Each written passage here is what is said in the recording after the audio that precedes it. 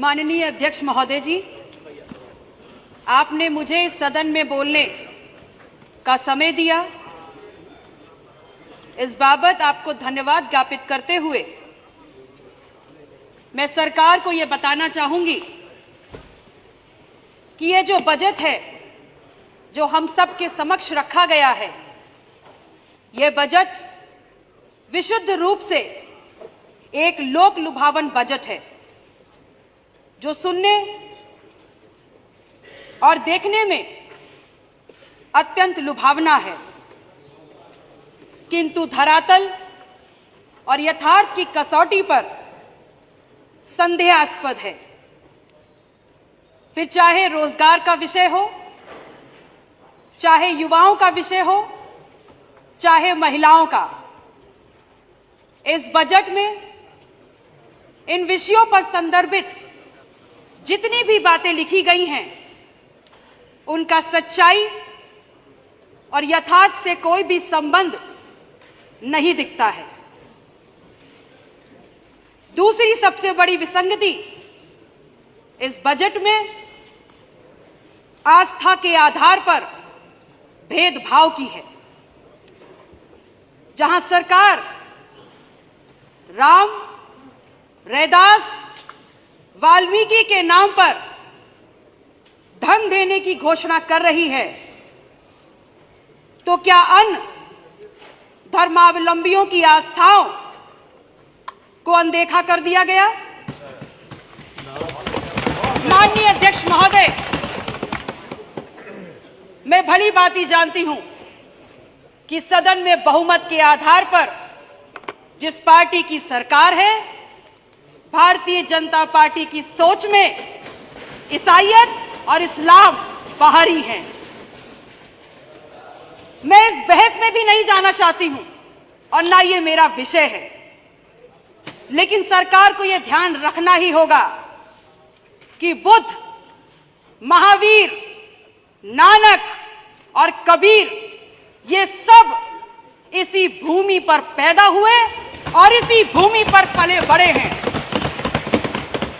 और उन्होंने समग्र मनुष्यता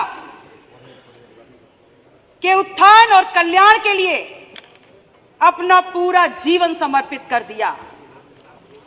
वो इस भूमि पर उदाहरण हैं, ऐसे उदाहरण हैं जिन्होंने मनुष्यता से देवत्व तक का सफर तय किया और शिखर तक पहुंचे।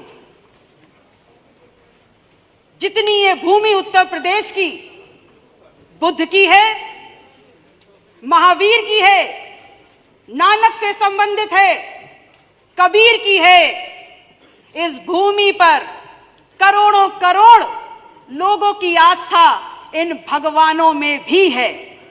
अतः सरकार को और सरकार का ध्यान इस ओर आकृष्ट कराना चाहती हूं कि यदि वो धार्मिक तुष्टीकरण करती है तो बुद्ध, महावीर, नानक, कबीर के अनुयायियों का भी करे। माननीय अध्यक्ष महोदय जी, मैं आपके माध्यम से सरकार से यह भी कहना चाहती हूं कि सरकार ने जनादेश का अपमान किया है।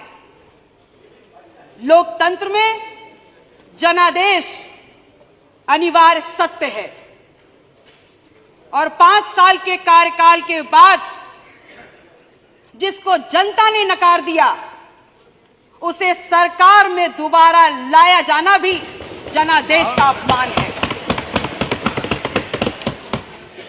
ये बताना चाहूंगी कि जिसकी अपनी जमीन ना हो वो दूसरों की जमीन की बात ना करे और अपनी भाषा और अपना वर्ताव विनम्र और शिष्ट रखे।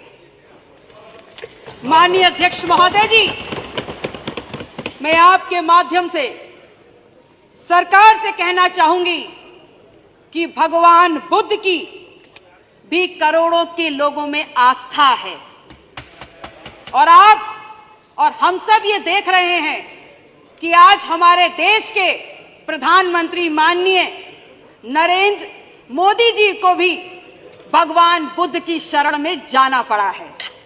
मैं जिस जिले में ब्याह कर गई हूं और जिस जिले ने मुझे चुनकर सम्मान देकर इस सदन में भेजने का काम किया है और जिस जनपद की भूमि भगवान बुद्ध की महत्ता और महानता का यशोगान करती है, उसका नाम कौशाम्बी है। मैं कहना चाहूंगी कि मेरे जनपद को और उसके पुनर्निर्माण के लिए उसको भी बजट में शामिल किया जाए। संतों के कल्याण हेतु चलिए अब आप समाप्त करिए। आपने घोषणा की है एक बोर्ड की, उसमें बुद्ध, महावीर, नानक, कबीर की परंपरा के संतों को भी सम्मिलित करना सुनिश्चित किया जाए। तभी हम ये माननीय संदेश सदस्य दे समाप्त पाएंगे, करिए अब। तब ये विश्वास जीत पाएंगे कि सरकार सबकी है और सबके लिए काम कर रही है। माननीय अध्यक्ष महोदय जी, मैंने जो एक दो बातें कही वो महज सरकार या मुख्यमंत्री जी से कहने की बात नहीं है।